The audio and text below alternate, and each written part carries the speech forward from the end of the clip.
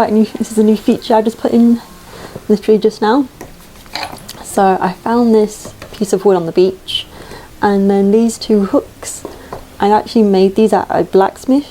I was a blacksmith for the day, and it was harder than you think. No, I thought it was going to be easy, but so much hammering and work goes into these, and I put them there now to be nice little hooks. Plus it also kind of semi-hides that wire there. My job for today is to move my batteries from the battery box there into the sofa. Now this was something that I was going to do originally, but then I was worried they'd be too close to the stove. So I thought I'd move the batteries along just to be on the safe side, but now I've come to realise that they'll be fine there. I will line the box with some like metal sheeting just to be on the safe side. But yeah, that's my job for today. I've ordered some more cables because the ones in there weren't long enough. So I'll drill a little hole in the side there in case the cable's in like a metal sheath, and for them to go there. I'll have to move the 60 amp fuse breaker to that end because it's got to be near the positive on the battery. That's got to be the shortest cable, so that'll be there. I'm going to get rid of this because it does nothing, and I'll use the amp breaker to break the current if I need. So that's the plan for today. It now has a cover. I just need to put the bolts on and I'll have a working lid. But yeah, now I'm really chuffed with this sofa.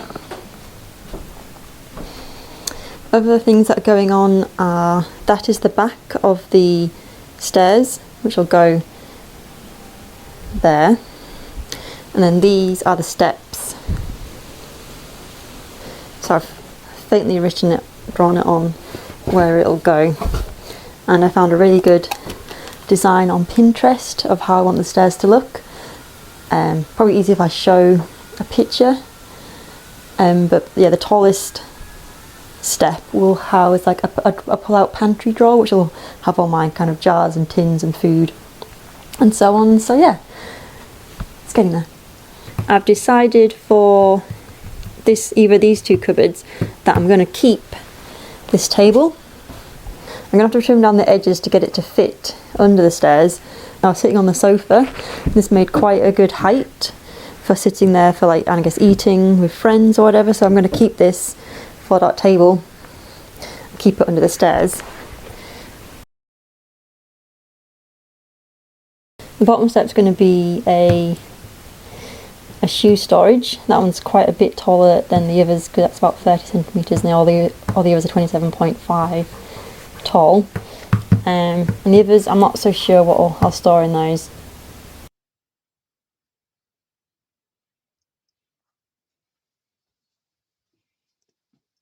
I've finished this wooden board now.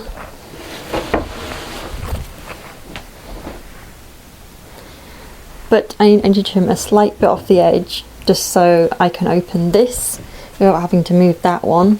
It's just catching at the moment.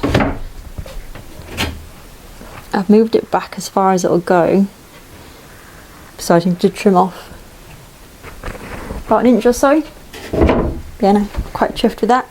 And I've now moved the batteries, so my battery box is now no more, and I've got some more wires. I've just bought some 20mm conduit which will encase the two wires, and then they'll run along there into here.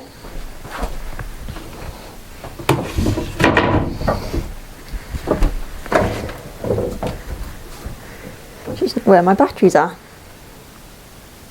So I'll have to wire those back up, but yeah, I blocked those in, but at least it gives me the chance to put more batteries in if I want. These will be encased in a plastic box at some point.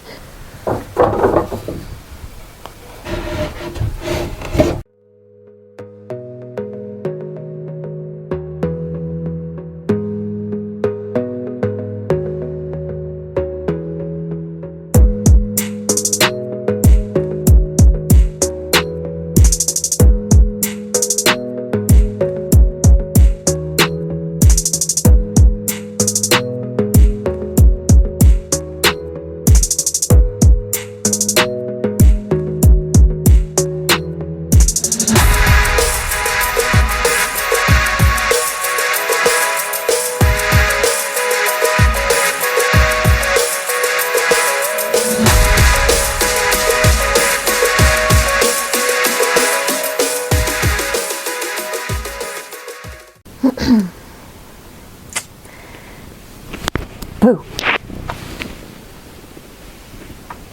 So this is like a mini update video about the tiny house.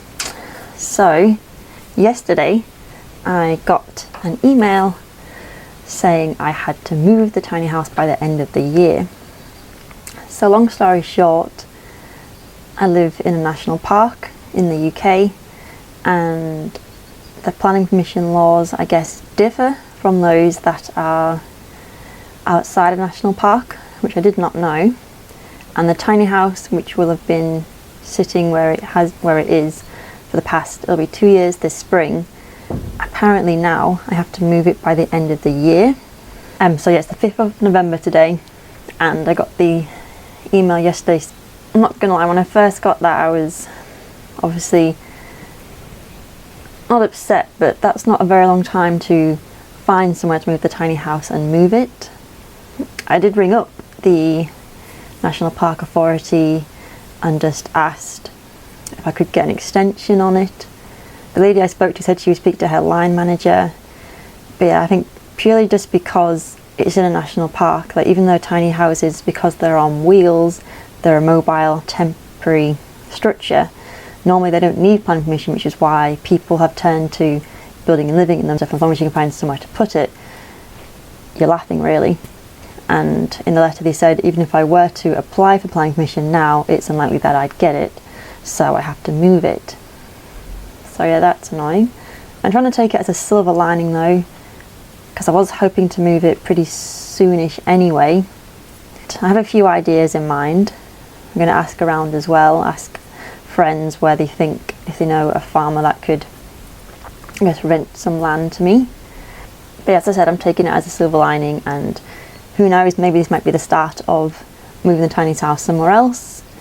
Maybe I could end up with my own kind of like land that's rented to me where I could grow more crops and actually live in it. Yeah.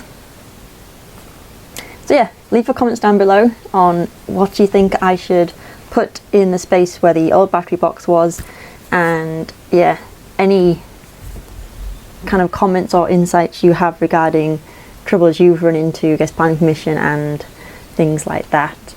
Feel free to leave a comment, and yeah, and I'll see you in the next video. You're switching your tail at me. Are you switching your tail at me? Oh.